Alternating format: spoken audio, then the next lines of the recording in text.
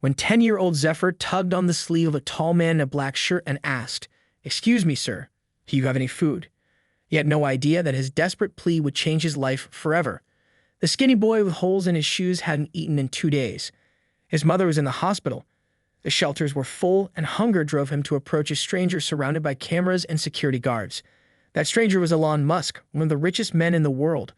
Instead of turning away, Elon did something unexpected. He looked into the hungry child's eyes and saw something that would connect their lives in ways no one could have imagined.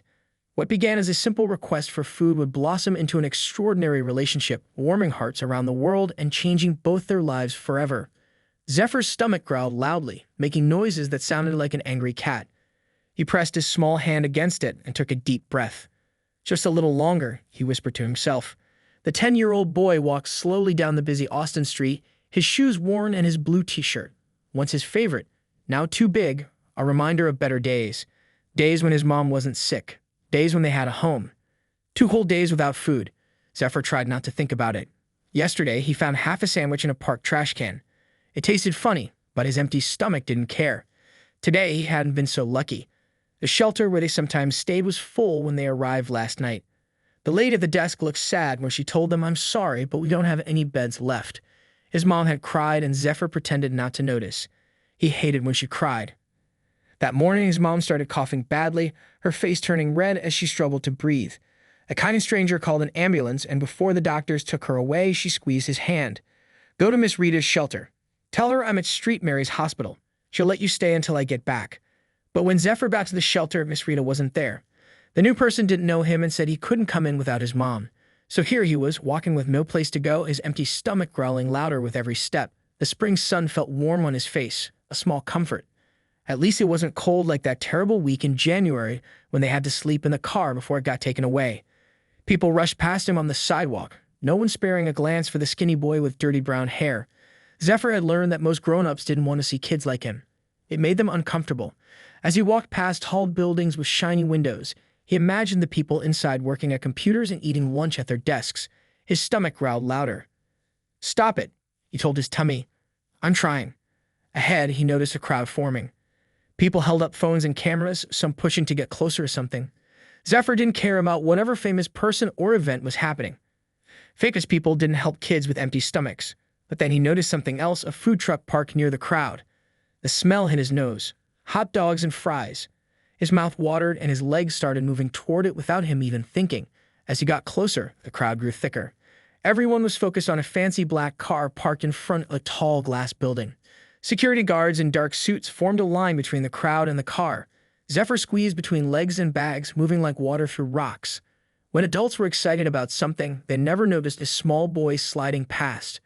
That was another thing he learned since becoming homeless. Just as he was about to reach a food truck, the crowd suddenly pushed forward. Zephyr lost his balance and stumbled toward the black car. The security guards were busy holding back people on the other side. That's when he saw the man, tall and lean, wearing a plain black shirt and jeans.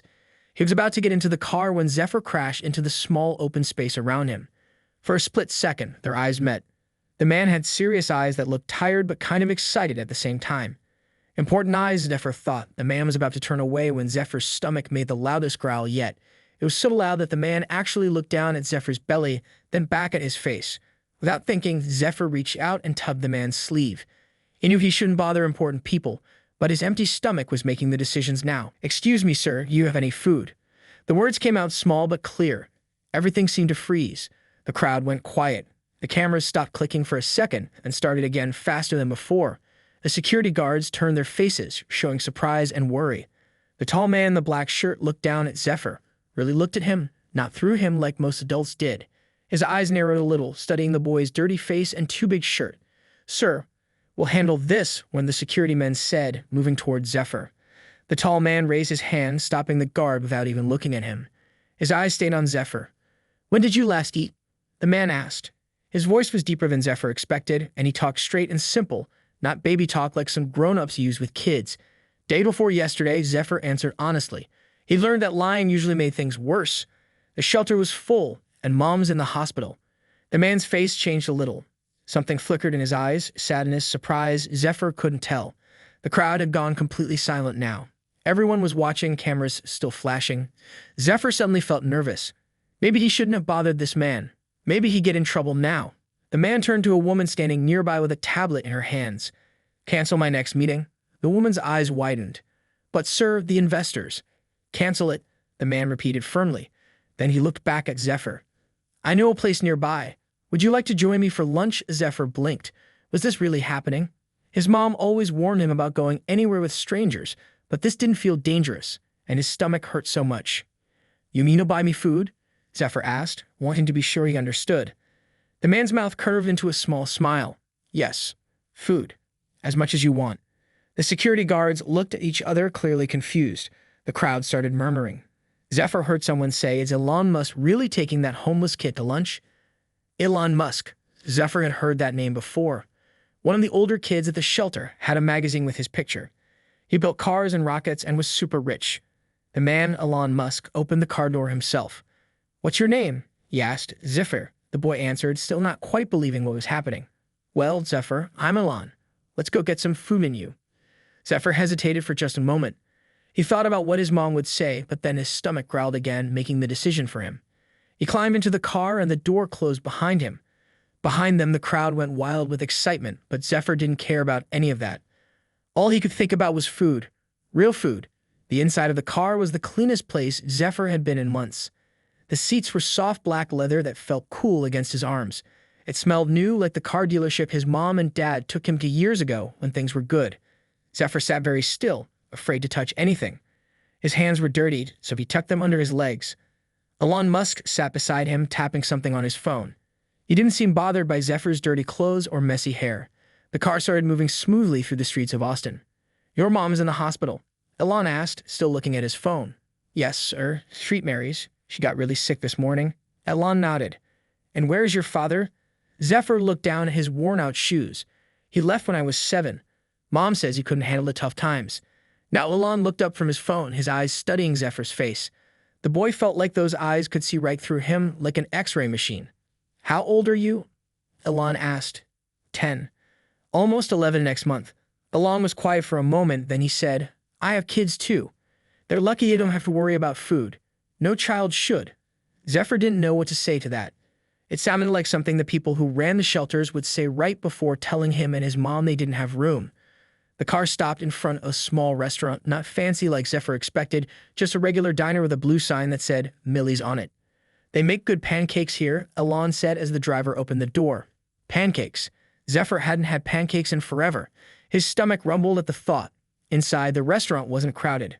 A few people looked up when they walked in, their eyes widening when they recognized Elon, but he ignored their stares and walked straight to a booth in the back corner.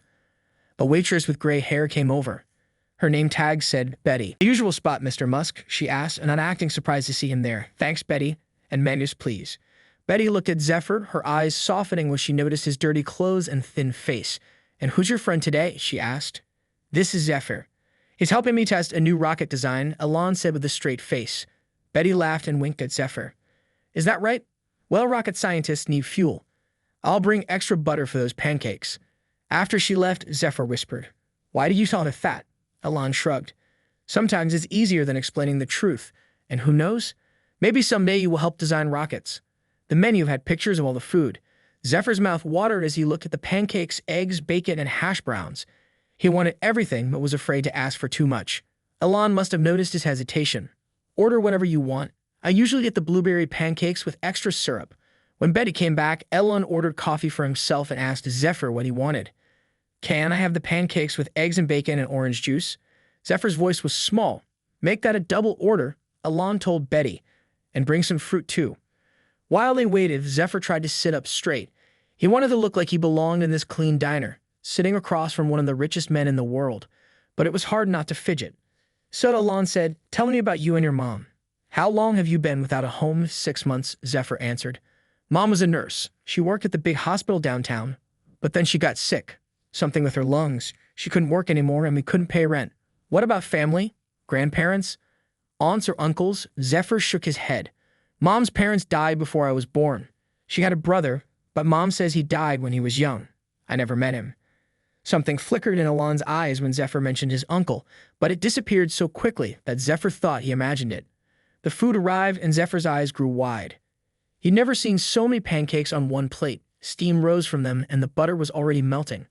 The bacon smelled so good his stomach hurt even more. Go ahead, Elon said. Eat while it's hot. Zephyr didn't need to be told twice. He grabbed his fork and dug in, trying to remember his manners but finding it hard when the food tasted so good. His first bite of pancake was like heaven, sweet and warm and perfect. Elon sipped his coffee and watched the boy eat. He didn't talk much, just let Zephyr focus on the food. That was fine with Zephyr. He was too busy eating to talk anyway. Halfway through his pancakes, Zephyr started to slow down. His stomach wasn't used to so much food anymore. What do you like to learn about in school? Elon asked suddenly. Zephyr took a sip of orange juice before answering. I like science, especially space stuff. Before everything happened, I wanted to be an astronaut. And now? Elon asked. Zephyr shrugged. Now I just want Mom to get better and for us to have a place to stay. Those are good priorities, Elon said with a nod. But dreams are important too. Did you always want to build rockets? Zephyr asked, feeling brave enough to ask a question of his own. A small smile appeared on Elon's face. I wanted to do many things, but yes, space has always fascinated me. My uncle loves space too, Zephyr said, remembering something his mom once told him. Mom says he was super smart and could have been an engineer if he hadn't died. There was again that strange look in Elon's eyes. This time it stayed longer. What was your uncle's name? Elon asked, his voice different now, quieter. Theodore Miller. Mom says I look like him. Elon set down his coffee cup slowly. He stared at Zephyr for so long that the boy started to feel uncomfortable. Is something wrong? Zephyr asked. Elon seemed to snap out of whatever thought had caught him. No, nothing's wrong. Actually, something might be very right. He pulled out his phone and tapped the screen a few times. What's your mom's name? Lyra Miller. More tapping on the phone. Elon's face was serious now, focused like he was solving a really hard math problem. Are you done eating? Elon asked. Zephyr looked down at his half-finished plate. I can't eat anymore right now. My stomach isn't used to so much food. We'll get it wrapped up for later, Elon said, waving to Betty. I'd like to visit your mom at the hospital, if that's okay with you. Zephyr brightened. Really? You'll take me to see her? Elon nodded. I think I should meet her, and I might be able to help. Why? Zephyr couldn't help asking. Why are you being so nice to us? You don't even know us. Elon looked out the window for a moment before answering. When he turned back to Zephyr, his face was softer than before. Let's just say I believe in paying forward the kindness others have shown me, he said.